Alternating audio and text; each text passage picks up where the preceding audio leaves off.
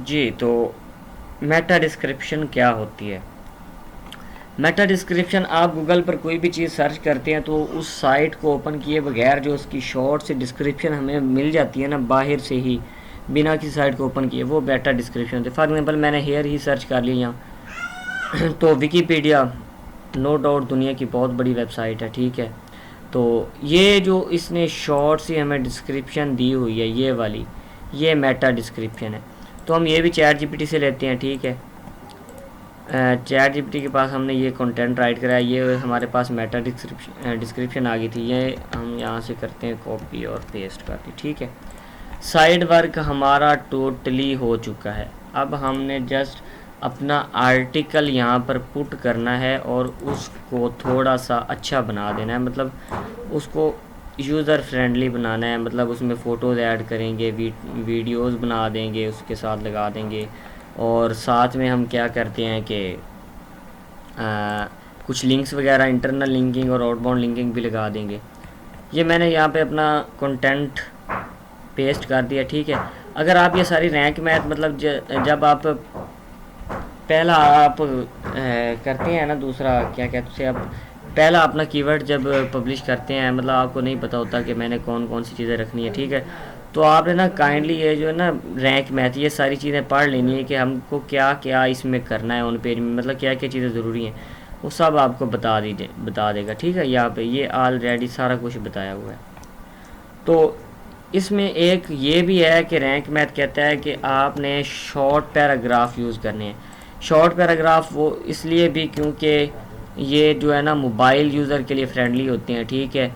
और हमने सबसे ज़्यादा अपना जो कंटेंट है वो मोबाइल फ्रेंडली रखना है, क्योंकि तकरीबन 90% जो ऑडियंस है ना वो मोबाइल से ही आती है, क्योंकि हर बंदा लैपटॉप या पीसी थोड़ा लेके बैठा है जो हमें सर्च कर रहा है, ठीक है।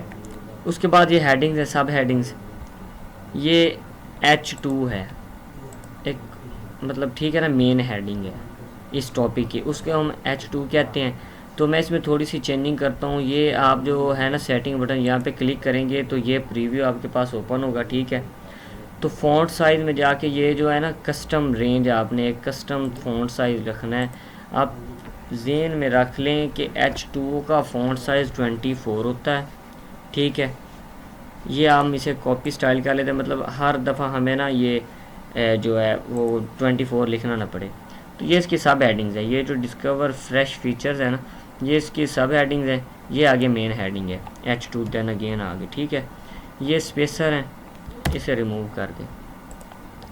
ये भी, इसे हम एडवांस टेक्स्ट में करेंगे चेंज। H2 ये पहले ये हमने स्टाइल कॉपी की हुआ, इसे पेस्ट कर देंगे, ये ऑटोमेटिकली 24 हो गया, ठीक है। इसी तरह आगे ये वाला जो ऊपर स्पेसर है इसको हम ख़त्म कर देते हैं, ये H2 है, पेस्ट स्टाइल कर देते हैं। कंक्लूजन, आप जस्ट कंक्लूजन ही लिख लें, या इसमें वेरिएशन लानी हो अगर तो आप इसमें फाइनल थॉट्स लिख लें, एंडिंग वर्ड लिख दें, या क्लोजिंग थॉट, फाइनल इंसाइट्स, मतलब चेंजिंग करते रहें तो वो उससे ना गूगल यही समझता है कि बंदा ना खुद काम कर रहा है, रोबोट नहीं बैठा जो हर जगह पे सेम ही यूज़ कर रहा है वर्ड। FAQs, ये इसे हमने लिखना है पीपल आल्सो आस्क, ठीक है। हर जगह पर जहाँ पे भी जिस आर्टिकल में भी हमने FAQ लिखनी है उसे हमने पीपल आल्सो आस्क में ज़रूर ज़रूर ज़रूर चेंज करना है। ये होता क्या है, फॉर एग्ज़ाम्पल ये हेयर वाला मैंने सर्च किया हुआ है, ये जो कुछ हमारे पास सामने गूगल ने दिए हैं ना, ये जो क्वेश्चन, यही तो FAQs हैं। ये देखें, पीपल आल्सो आस्क, इस वजह से हम इसे पीपल आल्सो आस्क लिखते हैं, ठीक है। अब मैं वापस चलता हूँ दोबारा अगेन, ये जो मेरी H3 रह गई हैं इनको कर लेता हूँ 1 बाय 1। यहाँ से एडवांस टेक्स्ट करूँगा, H3 ये पहले ही है, तो H3 का जो फ़ॉन्ट साइज़ वो MD है, मीडियम, ठीक है। H2 का फ़ॉन्ट साइज़ 24 है और H3 का फ़ॉन्ट साइज़ हमने मीडियम रखना है यानी MD, और यहाँ से कॉपी स्टाइल कर लेना। ये आप इसको शिफ्ट दबाए रखना है, इंटर प्रेस करना है, ठीक है। तो ये आपका जो है ना वो एक अच्छा पैराग्राफ बन जाता है, मतलब ये शॉर्ट पैराग्राफ में कन्वर्ट हो जाता है। देन हमने इसको एडवांस टेक्स्ट में किया, ठीक है। H3 है, इसको पेस्ट स्टाइल करेंगे या ऑटोमेटिकली MD हो जाएगा, ठीक है। इसी तरह से ये भी हमारे एक और ये सब हेडिंग है, ठीक है। H3 है, एडवांस टेक्स्ट किया, पेस्ट स्टाइल कर देंगे, ठीक है।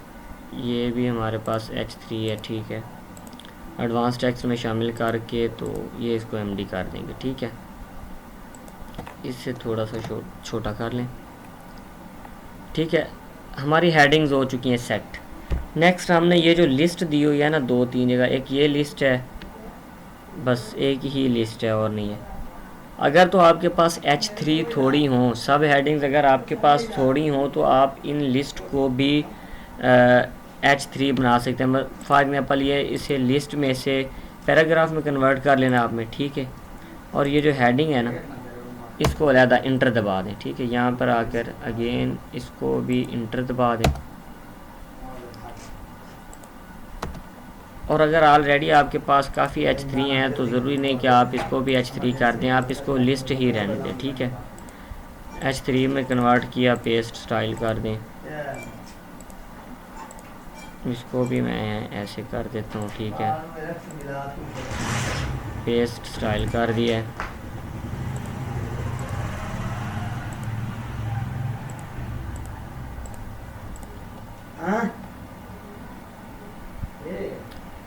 जी, तो ये हमारी हेडिंग सेट हो चुकी है सारी, ठीक है। उसके बाद हमने ये जो FAQs वाला सेक्शन है इसको ऐसे कैसे बनाना, मतलब ये हम गूगल पे ये क्लिक करते हैं ना, इसका आंसर ओपन हो जाता है, ये देखें, ठीक है। ये हमने कैसे करना है, सिंपल हम यहाँ पर ये होवर करेंगे, कर्सर को कहीं भी गैप पे ना होवर करेंगे, ये प्लस का निशान आ जाता है, ठीक है।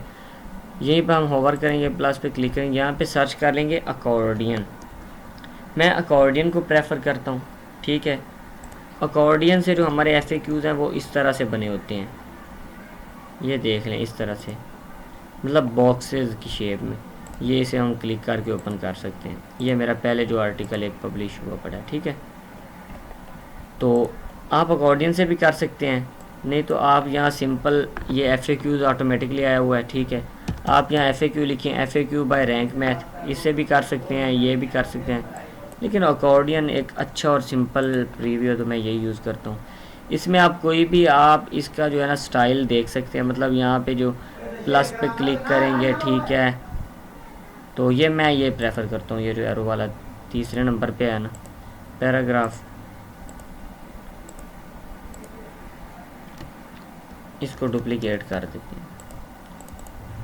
अब एक तो मेथड ये है कि आप ये जो क्वेश्चन है ना इसको यहाँ से कॉपी कर लें।